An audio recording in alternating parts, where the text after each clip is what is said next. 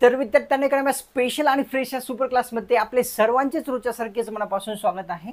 Super क्लासमध्ये आज देखील आपण नोंदणी व मुद्रांक शुल्क भरतीसाठी अतिशय महत्त्वाचे असणारे जनरल नॉलेज कव्हर करणार आहोत। तसेच विद्यार्थ्यांनो, आपण याच भरतीसाठी अतिशय उपयुक्त असणारे 420 पेजेसचे एक पीडीएफ तयार केलेली आहे। 149 मध्ये हे पीडीएफ मिळत आहे। आता जोही विद्यार्थी आहे त्या सर्वांनी पीडीएफला घेण्यासाठी 8208 6856 24 या क्रमांकावर कॉल नाही करायचा आहे, व्हॉट्सअप करायचा आहे। ही रिक्वेस्ट आहे, कारण कॉल रिसीव्ह केला जाऊ शकत नाही भरपूर कामे असल्या कारणास्तव, तर नक्कीच करायचं आहे। तसेच तुम्ही चॅनलवर नवीन आला असाल विद्यार्थ्यांनो किंवा कोणत्याही कारणास्तव आपण जर चॅनलला सबस्क्राईब नसेल केले, सबस्क्राईब करणं गरजेचे आहे। कारण का तर आपल्या नोंदणी व मुद्रांक शुल्क एक्झामसाठी विद्यार्थ्यांनो अतिशय महत्त्वाचे जे सुपर क्लास आहे येणाऱ्या काळामध्ये आपण कव्हर करणार आहोत त्या कारणास्तव। आणि सुपर क्लासला एक लाईक करून तुमच्यातर्फे थोडासा जो प्रोत्साहन आहे तो नक्कीच दाखवायचा आहे, द्यायचा आहे। चला मग सुपर क्लासला सुरुवात करूया। सर्वात पहिला प्रश्न करूया। प्रश्नात विचारलेलं असं आहे, भारतीय मुद्रांक कायद्यातील कोणत्या कलमानुसार कर आकारला जात असतो ते विचारलेलं आहे। भारतीय मुद्रांक कायदा या अंतर्गत कोणत्या कलमानुसार कर आकारला जातो? कलम 5, कलम 4, कलम 3 किंवा कलम 2?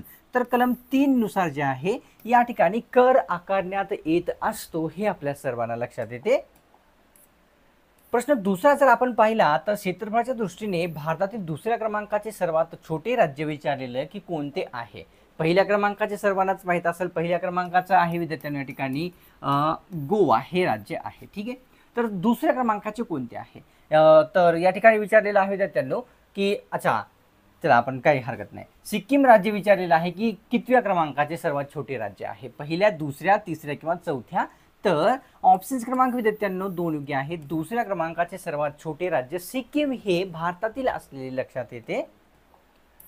प्रश्न तिसरा पाहूया। वातावरणाचा सर्वात खालचा स्तर खालीलपैकी कोणता आहे? जो की सर्वात खाली आहे वातावरणामध्ये, स्थितांबर, तलांबर, तपांबर किंवा वरील नाही? ऑप्शन्स क्रमांक विद्यार्थ्यांना या ठिकाणी 3 योग्य आहेत। तपांबर हा जो आहे वातावरणातील सर्वात खालचा स्तर असलेला लक्षात येतो। आणि बरेच विद्यार्थी म्हणत आहेत विद्यार्थ्यांनो की या एक्झाममध्ये 5 ऑप्शन्स आहेत, तुम्ही 4च घेत आहेत। 4च घेत आहे कारण विद्यार्थ्यांनो आपल्याला उत्तराचं म्हणजेच काय आहे, उत्तर आपल्याला महत्त्वाचं आहे। ऑप्शन्स कितीही असले तरी तितकं काही आपल्याला गरजेचे नसते, उत्तराकडे आपलं लक्ष असावं फक्त आणि फक्त। तर विरंजक चूर्ण याने कशाला निर्जंतुक करण्याची प्रक्रिया केली जात असते ते सांगायचं आहे। काय वापरून? विरंजक चूर्ण वापरून। पाणी, हवा, कारखाने किंवा रोड? ऑप्शन्स क्रमांक 1 पाण्याला निर्जंतुक करण्यासाठी विरंजक चूर्ण वापरला जातो, हे आपल्या सर्वांना लक्षात येते। जर 5वा प्रश्न पाहिला, महाराष्ट्र सेंद्रिय शेतीच्या बाबतीमध्ये कितव्या क्रमांकाचे राज्य आहे ते सांगायचं आहे। सेंद्रिय शेती करण्यामध्ये आपले राज्य कितव्या क्रमांकाचे आहे ते आपल्याला माहित असणं गरजेचे आहे। तर या ठिकाणी विद्यार्थ्यांनो ऑप्शन्समध्ये दिलेले आहे दुसऱ्या, तिसऱ्या, पहिल्या, 5व्या। तर ऑप्शन्स क्रमांक 1 दुसऱ्या क्रमांकावर महाराष्ट्र राज्य सेंद्रिय शेती करण्यामध्ये असलेले आपल्या सर्वांना दिसते। घेऊया पुढचा प्रश्न। तर 6वा प्रश्न या ठिकाणी पाहूया।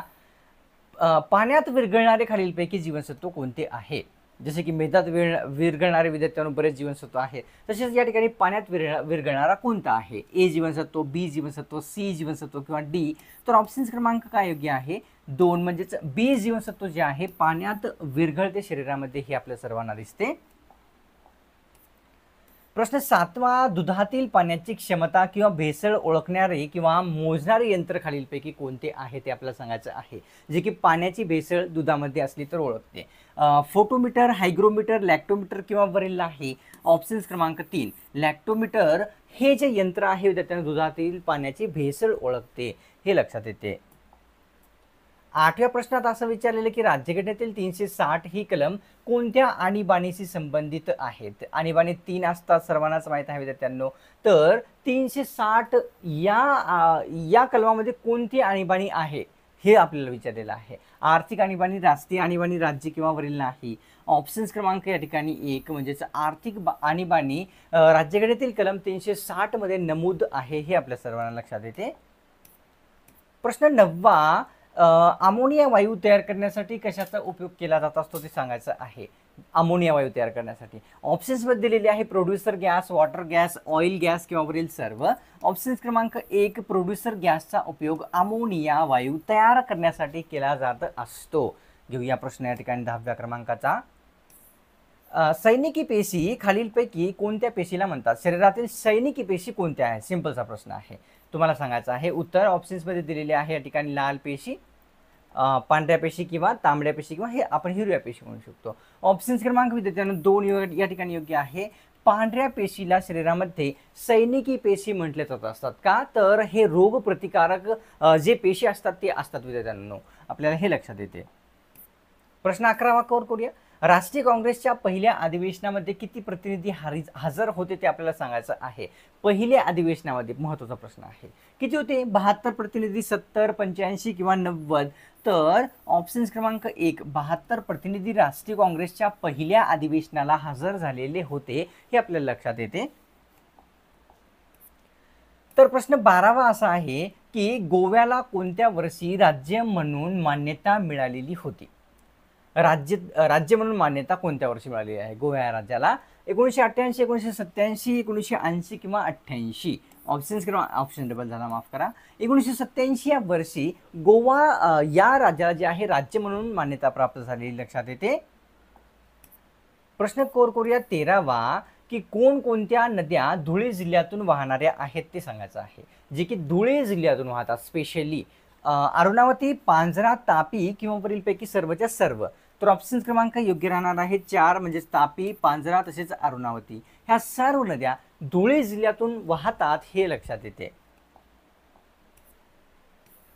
14व्या प्रश्नामध्ये विचारलेलं की स्वामी रामानंद तीर्थ यांनी कशाचे नेतृत्व केलेले आहे ते विचारलेलं आहे. स्वामी रामानंद तीर्थ यांनी कशाचे नेतृत्व केलेले आहे? स्वतंत्र दिन, प्रजासत्ताक दिन, हैदराबाद मुक्तीसंग्राम दिन किंवा वरीलपैकी नाही? ऑप्शन क्रमांक योग्य आहे 3, हैदराबाद मुक्तीसंग्रामाचे नेतृत्व स्वामी रामानंद तीर्थ यांनी केलेले आहे, हे लक्षात येते. प्रश्न 15वा असा आहे की राज्यघटनेमध्ये राष्ट्रीय आणीबाणी संबंधित असलेले कलम खालीलपैकी कोणते आहे? राष्ट्रीय आणीबाणीशी संबंधित असणारे 352, 354, 355 किंवा 345? ऑप्शन क्रमांक 1 352 हे कलम राष्ट्रीय आणीबाणी संबंधित असलेले कलम हे आहे, लक्षात येते. 16व्या प्रश्नामध्ये विचारले की भाट्यांची खाडी कोणत्या जिल्ह्यामध्ये स्थित आहे? ऑप्शन्समध्ये जिल्हे आहेत रत्नागिरी, बीड, पुणे, औरंगाबाद किंवा छत्रपती संभाजीनगर. ऑप्शन क्रमांक 1 म्हणजेच भाट्याची खाडी जी आहे ती आहे विद्यार्थ्यांनो या ठिकाणी रत्नागिरी या जिल्ह्यामध्ये. 17वा प्रश्न असा आहे केल्विन एकक काय मोजण्यासाठी उपयोगात आणले जात असते? एककाचं नाव लक्षात घ्या. केल्विन एकक सांगायचं आहे विचारलेलं. दूध, तापमान, हवामान किंवा या ठिकाणी विद्यार्थ्यांनो आपल्याला भूकंप. ऑप्शन क्रमांक 2 म्हणजेच केल्विन हे एकक तापमान मोजण्यासाठी वापरले जाते, हे लक्षात येते. 18वा प्रश्न हिमोग्लोबिन मध्ये कोणता वायू मिसळल्याने त्याचा जो रंग आहे तो लाल होत असतो ते सांगायचं आहे. हिमोग्लोबिन मध्ये कोणता वायू मिसळल्यास लाल रंग होत असतो त्याचा? कार्बन डायऑक्साइड, ऑक्सिजन, नायट्रोजन किंवा वरीलपैकी सर्व? तर ऑप्शन क्रमांक 2 योग्य आहे. जर हिमोग्लोबिन मध्ये ऑक्सिजन मिळाला तर जो रंग आहे विद्यार्थ्यांनो त्याचा लाल होतो, हे लक्षात येते. प्रश्न 19वा असा आहे की युद्ध प्रयत्नांमध्ये भारतीयांचा पाठिंबा मिळवणे हा उद्देश दिलेल्या पर्यायापैकी कोणाचा होता? कशामध्ये? युद्ध प्रयत्नामध्ये भारतीयांचा पाठिंबा. ऑप्शनमध्ये आहे क्रिप्स मिशन, मुस्लिम लीग, आत्मीय सभा किंवा या ठिकाणी सायमन कमिशन? ऑप्शन क्रमांक 1 योग्य आहे. क्रिप्स मिशनचा जो उद्देश होता तो युद्ध प्रयत्नांमध्ये भारतीयांचा पाठिंबा मिळवणे होता, हे लक्षात येते.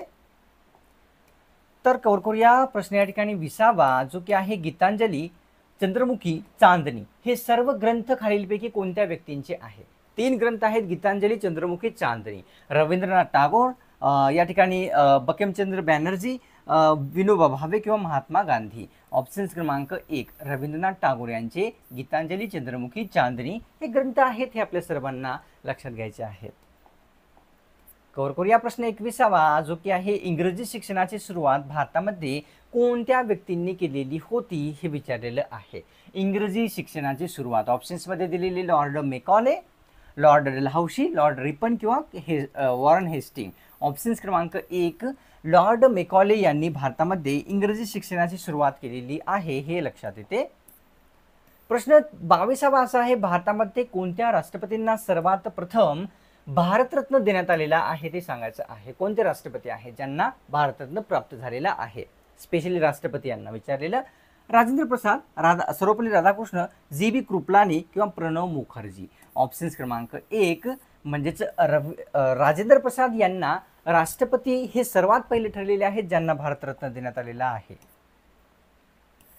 तर विचारलेलं 23व्या प्रश्नात की भारत आणि पाकिस्तान यांच्यातील सीमा कोणी निश्चित केलेली आहे? त्यांच्या नावावरच सीमेचं नाव देखील ठेवलेलं आहे. कोणी निश्चित केलेली आहे? Sir Cyril John Radcliffe, Lawrence sir Stafford Radcliffe किंवा लॉर्ड माउंटबॅटन. ऑप्शन्स क्रमांक 1 योग्य राहणार आहे. सर सिरिल जॉन रेडक्लिफ असे जे आहे भारत पाकिस्तान यातील सीमेचे जे नाव आहे ते ठेवण्यात आलेले आहे त्यांच्यामुळे, आणि त्यांचेच नाव जे आहे आडनावाचे दिलेले देखील आहे. प्रजासत्ताक दिनी देशाला संबोधित करण्याचा जो अधिकार आहे तो कोणाकडे आहे? प्रजासत्ताक दिनी विचारलेलं आहे.